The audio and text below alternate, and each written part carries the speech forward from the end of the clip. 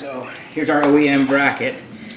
We're gonna point that way. That's gonna go like that. All right, so that's gonna be our first connection piece. Actually, it's gonna go that way. I want the bolts on the right side.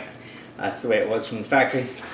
This is gonna come, if you guys can see, it's come out of that mid pipe, hook a left, and then we'll put this resonator in. And then we'll just build the rest of it out to the tips from there. I'm going to snug everything down as I go, but I'm not going to tighten it. I'm just going to get it all snugged and then set the final position of the tips and where I want the exhaust to sit, just so that it doesn't rattle. You know, make sure you've got clearances everywhere. You want to be able to turn it and adjust it, and make sure it's not dragging on the grind, right? Stuff like that. And then after that's all done, tighten it up. Take it, put a heat soak through it because you want it to get pretty hot, and then do its expanding. Let it cool back down, and then tomorrow recheck all the fasteners. So that's the plan, right? It's really not that hard. If you've never done an exhaust before, don't be afraid of it. It's pretty easy.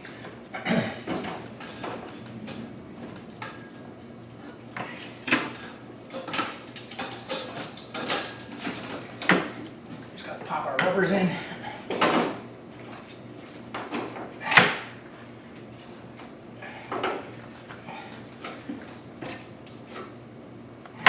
Okay.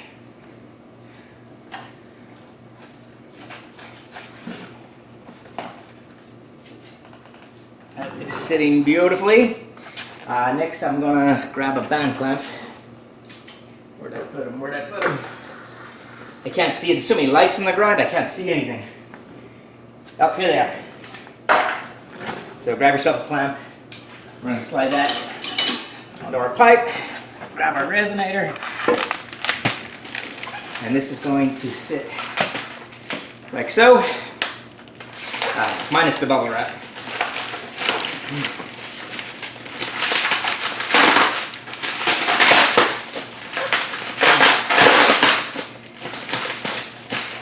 I've been on a breathing machine most of today, so I'm a little hyped. That stuff makes you a little loopy. Probably not recommended to be doing that and then getting under a car, but we'll be alright.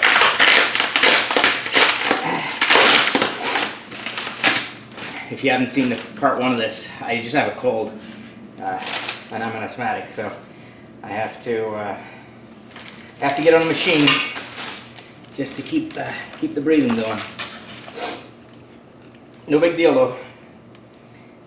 So this is going to sit like this. It's got a little. Let me see what way that there. They welded on a little plate with their logo on there. Hopefully that's coming through. That's kind of cool. They point that to the ground. Looks like they tigged it on pretty nice. His serial number and everything on. Look at that.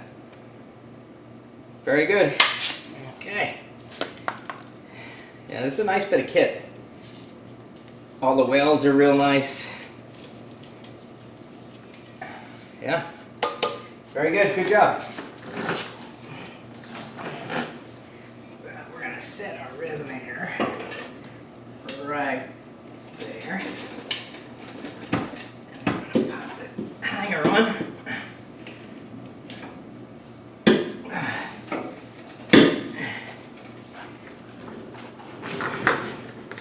If that hanger's hard to get on, again, just hit it with a little brake clean and slide right on. Oh, look at that. Perfect. Top tip Tuesday on a Saturday.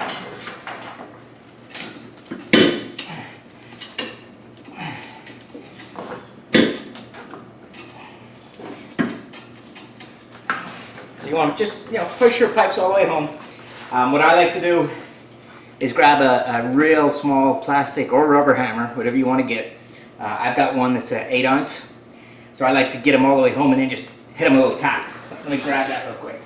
So yeah, you can't do much damage with this. I mean, it's got sand in it, little 8 ounce hammer. Not much to it.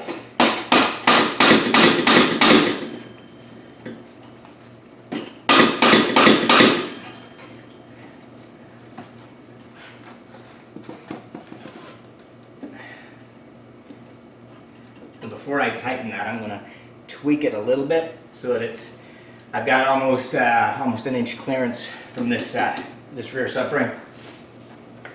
But yeah, we're looking good. Grab yourself a little spanner with a swivel end on it. And again, we're not tightening these. We're just running a dime really.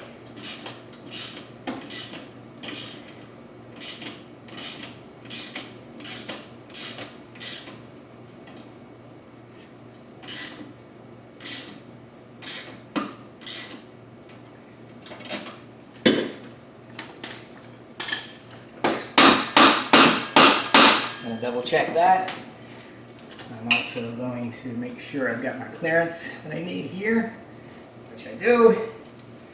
And then we're just going to gingerly snug them up. There we go. And I've got a nice even gap all around. Nothing's hanging lower than my fuel tank, which is awesome. Hangers look good. Just gonna give it a couple of turns. Lovely. So the only thing left is this little crossover pipe, and then our main pipe and our tips. So all in all, it's not that hard. Just take your time. Don't rush it and then end up doing something silly. So our crossover pipe, I'm just going to set it on there. It's probably going to live somewhere around there, given the angle of that. But again, same deal. We're going to just run this bracket up, but not tighten it all the way.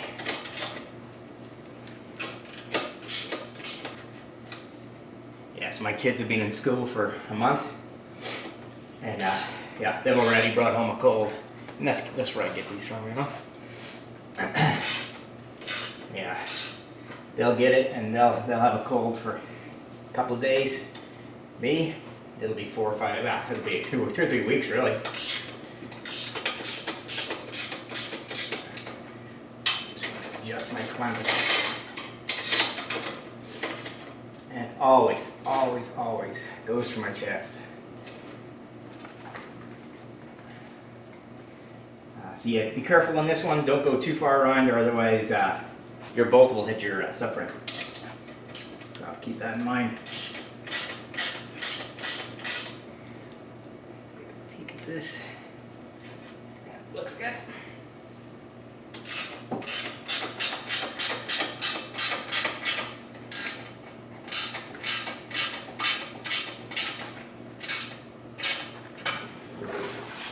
So we can still adjust this, yeah, a little bit later on when we're setting our tips and everything else.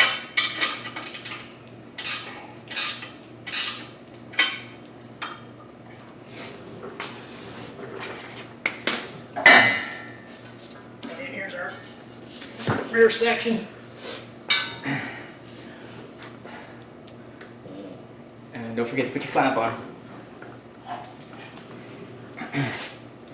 What you can do is just slide it on that one and then just bring the whole thing back on.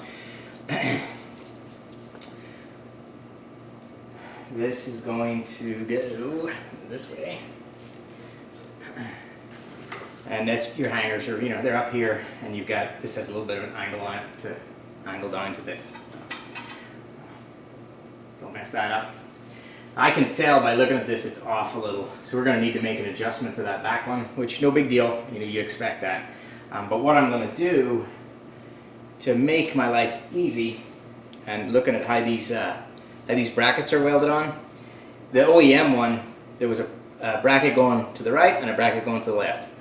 Both of these brackets on this are going to the left, so it needs to come up and slide through both at the same time. Or you can put it through the one, and then this guy will let you come back on from the other side. So you do it either way. This one's got a fair amount of play in it. This one doesn't. So really it makes sense to put this side in first, Otherwise, you could be struggling. And we'll just give it a little squirt. Give it a squirt. Try not to damage anything.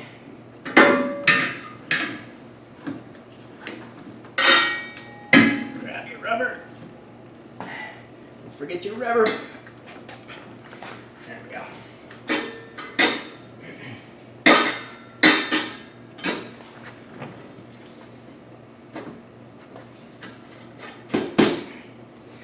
So yeah, likely what I'm going to do is pull this rubber off completely and then just push that back onto both at the same time. I think that's going to be the easiest.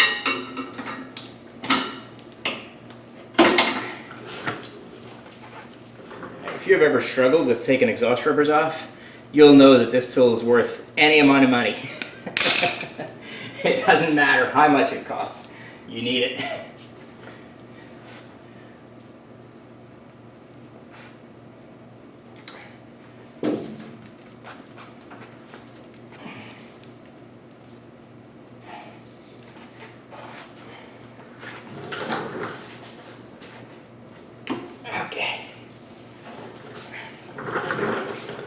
Alright, so all our hangers are on, all the rubbers are on, all that stuff.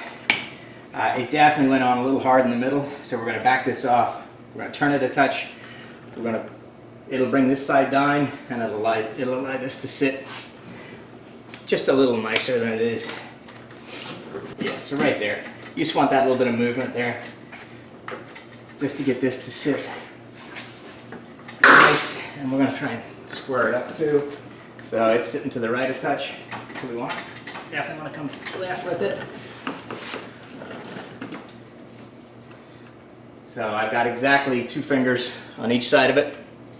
That's, down and dirty way to do it. Give it 2 fingers. I'm so sick I don't want to make jokes. So we're good back here. We're probably good here. Take your last bracket. Make sure it's not going to whack anything. Get it sitting somewhere nice. Make sure the pipes are all the way in, which this one. There we go. Now we're in. Check your gap. So we need to come up on one to the left again. And this has plenty of adjustment too, so don't be afraid to manhandle it a little bit. Okay. And we're perfectly centered on each of those. So we're looking real good. Our gap at the subframe is still good. All the hangers look good. Yeah. We're going to tighten it up, make sure nothing moves, and then just put the tips on it. So there's really not a hard thing to do. It really doesn't take that long. Yeah, I don't know what this has been, maybe 10 minutes to put it back on. I'm pretty OCD, so I might fiddle around with it for a while just to get it absolutely perfect, Take some measurements and make sure it's not sitting off by a millimeter here or a millimeter there. But if you just want to slap one in and not worry about that, you're pretty much done at this point. Put the tips on and you're done. I'm not going to tighten them all the way down. I'm probably going to make some adjustments to mine, but you never get it right the first time. I mean, it looks real good, but I got to measure it and check it. Obsess over it for half an hour. But I'll throw the tips on it before I start doing all that. I won't record me messing around with this for 30 minutes. So it's snug. It's not tight, it's snug. Give it another quarter turn there. So what I'm going to do is put the other side on, and then try and line them up with the same angle. I'll get an angle ruler. I get this little digital 2-piece ruler where you can set it on something, turn it, and it'll tell you to within 1/10 of a degree. So what I'll do, since I like how that one looks, I'll see what angle that one is, and then I'm going to set this one the same way. You can hear my machine, my breathing stuff's wearing off. It's okay. But what I'll do this side, and then after both of them are done, I'll turn the camera back on and show you what it looks like on each side. Okay, so I got the other one on, and the passenger side one is 110.7 degrees, and the driver side one is 110.3 degrees. So I'm 0.4 of a single degree different. That's close enough. Who the hell's going to see that, right? My God. And what that 0.4 of a degree is length in and out. So the passenger side one would be in further 0.4 of a degree, which probably equates to less than a millimeter. It'd be my guess. Yeah, that's a super. It's within a tenth of a degree is the measurements. I'll show you that ruler thing here. This thing's pretty cool. So how it works is it's got digital scale on it, and you just move it, and then you set your angle. So I just use that to just verify. And I wasn't close. I eyeballed it. No, my old eyes aren't working. So I messed around there for about 10 minutes. Not even 5. I'd say about 5 minutes. Just nudging it back, trying it again, nudging it back, tightening it, trying it again, nudging it back. And I'm within 0.4 of a single degree, so that's enough for my OCD. And I'll show you how it looks. It looks pretty good. So here, I'll show you this is from the driver's side, and I wanted this angle to match this curve of this diffuser and stuff like that. So that's kind of what I was going for. So that's your driver's side one. They're covered in fingerprints, but I'll clean them up. And then passenger side, it's exactly the same. And then I have the logos. I lined up the A and between the T and the U. So you probably can't see with that light. The logo's up here. And I did the same on this side. So exactly 12 o'clock, the A and the T. It's kind of hard to see on the camera. The camera makes it look a little different than it actually is. But 12 o'clock is exactly the same on each one. I mean, exactly. So that's final product. I'm going to clean them up a little bit, and then we'll do the cold start. I'll show you what it looks like underneath, because I did this before I took it off. So, OEM, we had a big resonator here. That's gone.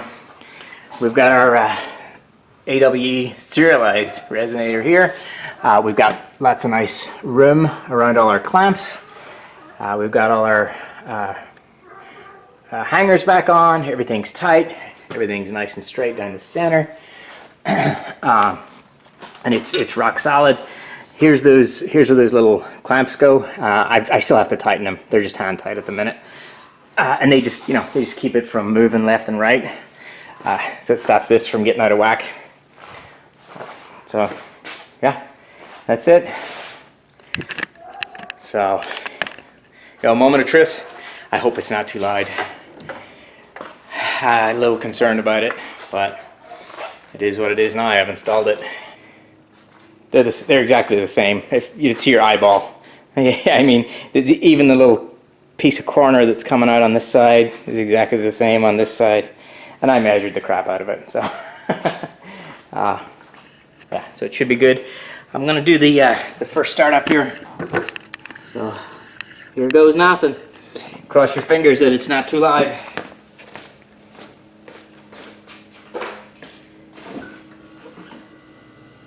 Make sure I got everything put away. I'm not gonna run over anything. Okay. Here we go.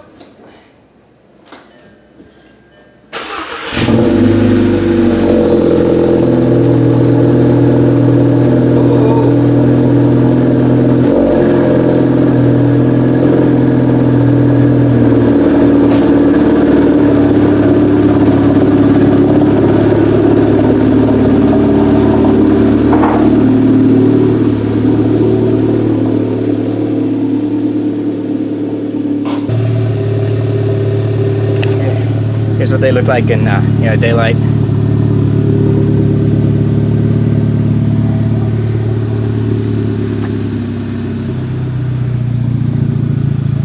So it's come off its fast idle there. It's cold. I'm not going to rev it too much.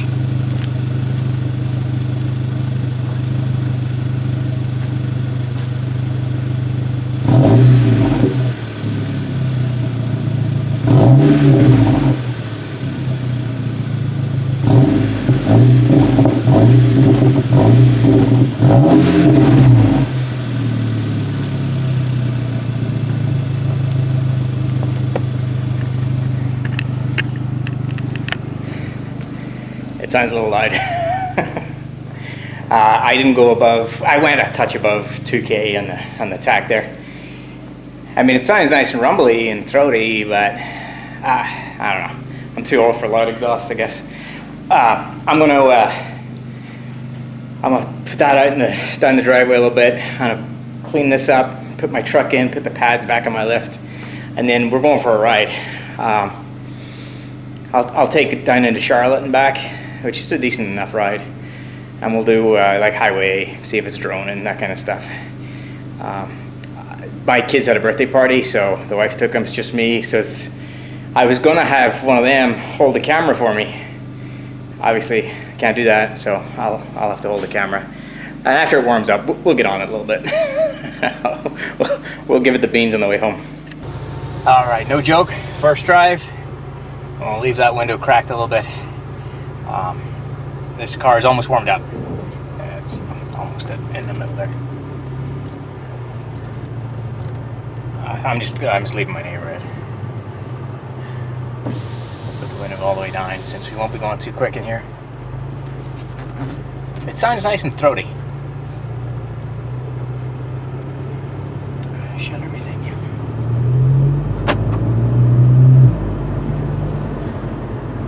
Yeah, so far so good. That doesn't sound a lot louder than this, what the stock one was.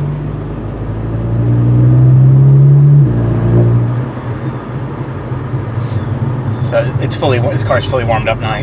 I let it sit there for 10 minutes, run it.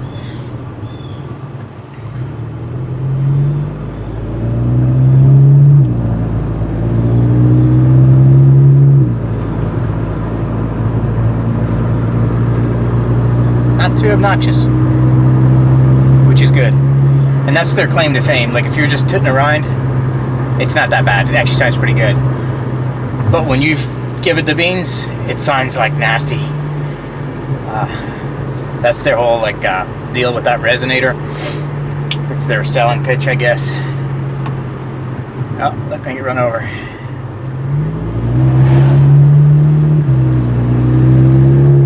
Some lady out there walking.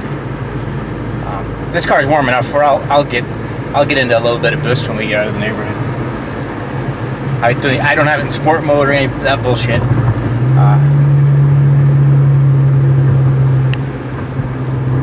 But this car, I got a lot of tunes on it, a couple of different ones actually.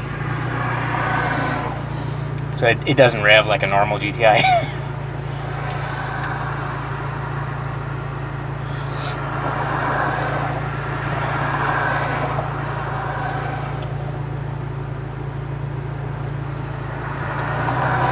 There we go. And this is uphill too, pretty steep hill.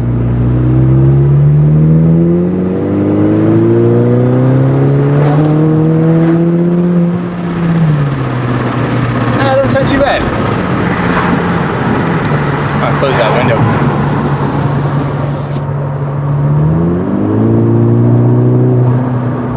Yeah, from inside with the windows closed, it doesn't sound bad at all. That's good. I was a little nervous that it was going to sound kind of crappy.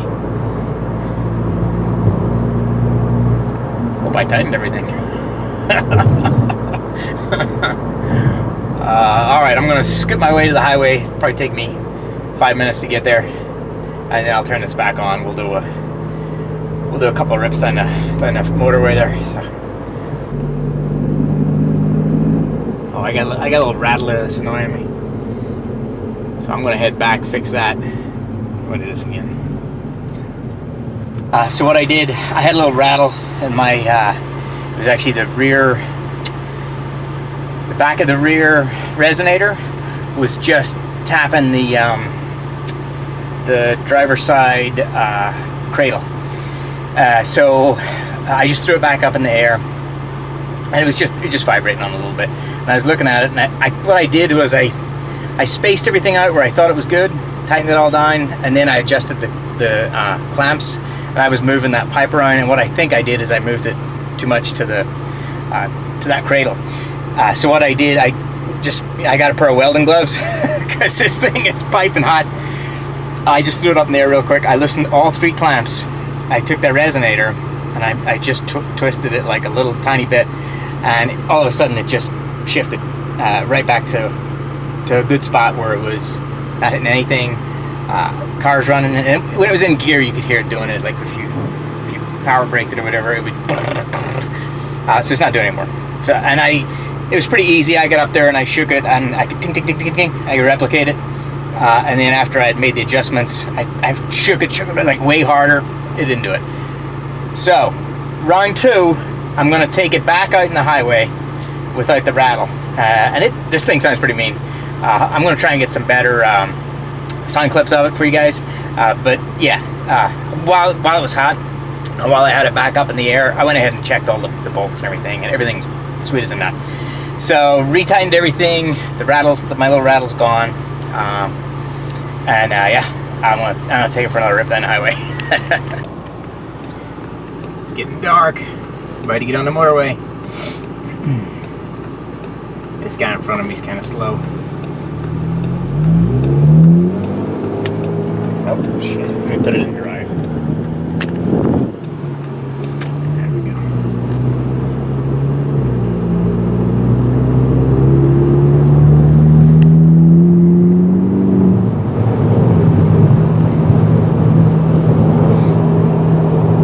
It's very difficult to hold this thing and freaking drive the car.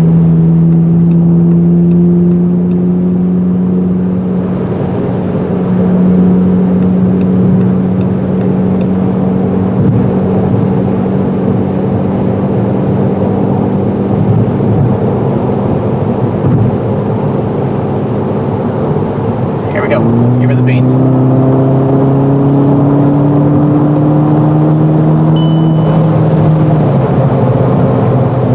That sounds pretty good.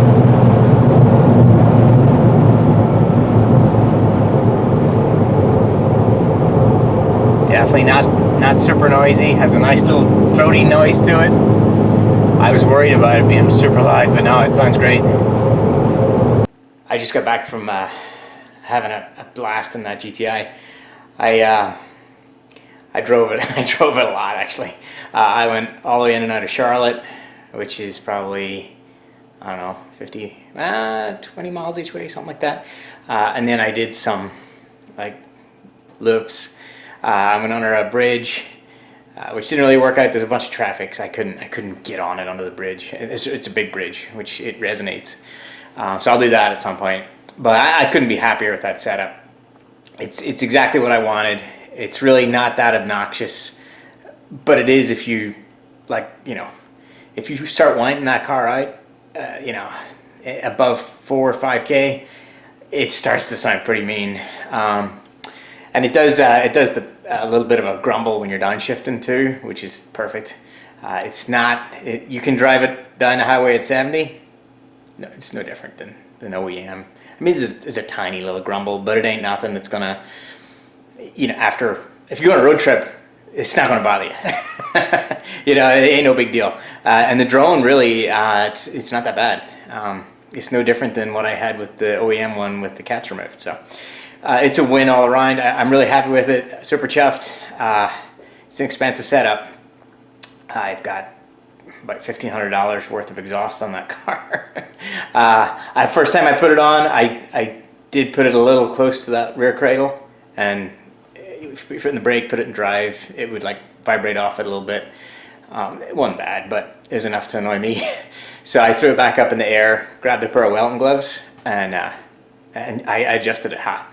So, and now it's perfect. Not one knock did I hear, and I've driven it, like I said, more than 50 miles. And I was driving it hard.